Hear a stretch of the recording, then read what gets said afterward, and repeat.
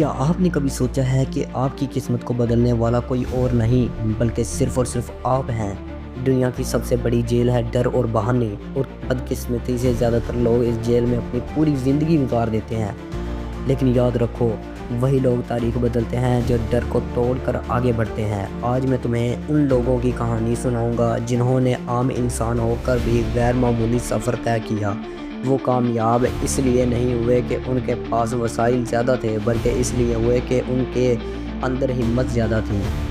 سب سے پہلا انسان ہے علی بابا کے بانی جیک ما، ایک آدمی جسے 30 جگہوں سے نوکری کے لیے انکار کیا گیا۔ KFC میں اپلائی کیا تو 23 لوگ ہائر ہو گئے، صرف ایک شخص ریجیکٹ ہوا اور وہ تھا جیک ما، لیکن اس نے ہار نہیں مانی اور آج علی بابا پوری دنیا کا سب سے بڑا بزنس پلیٹ فارم ہے۔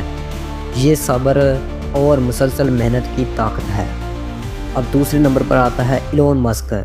اس نے ٹیسلا شروع کی، لوگ ہنسے کہ یہ گاڑیاں نہیں چلیں گی۔ اسپیس ایکس لانچ کیا تو 3 بار راکٹ تباہ ہوا۔ اگر وہ چوتھی بار ہمت ہار دیتا تو آج اسپیس ایکس نام کی کوئی کمپنی نہ ہوتی۔ دنیا یاد رکھتی ہے انہی کو جو گر کر بھی اٹھتے ہیں۔ اب آتا ہے نیلسن منڈیلا۔ 27 سال جیل میں رہے لیکن اپنے خواب کو زندہ رکھا، اور جب باہر نکلے تو صرف ایک سیاستدان نہیں بلکہ ایک لیجنڈ بنے۔ یاد رکھو، صبر کا بدلہ ملتا ہے اور محنت کبھی ضائع نہیں جاتی۔ اب آپ کو بتانے والا ہوں پاکستان کے بادشاہ عمران خان، ایک نوجوان کرکٹر جس نے اپنی قوم کے لیے ورلڈ کپ جیتا۔ پھر سیاست میں آیا تو 22 سال تک لوگ مذاق اڑاتے رہے، لیکن اس نے ایک بات کبھی نہیں بھولی، جو ہارتا نہیں وہی جیتتا ہے۔ آج اس کا سفر ثبوت ہے کہ مستقل مزاجی سب سے بڑی طاقت ہے۔ سوچو، اگر جیک ما ہار مان لیتا، اگر ایلون مسک رک جاتا، اگر عمران خان 10 سال بعد سیاست چھوڑ دیتا تو کیا دنیا انہیں جانتی؟ نہیں۔ فرق صرف یہ ہے کہ انہوں نے ہارنے کے بعد بھی دوبارہ اٹھنے کا حوصلہ رکھا۔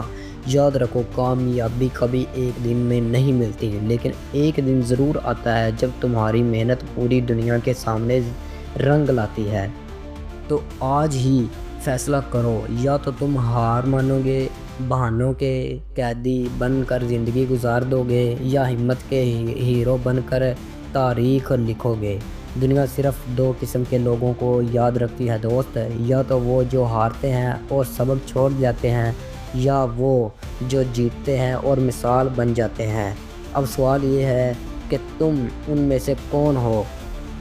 فیصلہ تمہارے ہاتھ میں ہے۔ Good luck.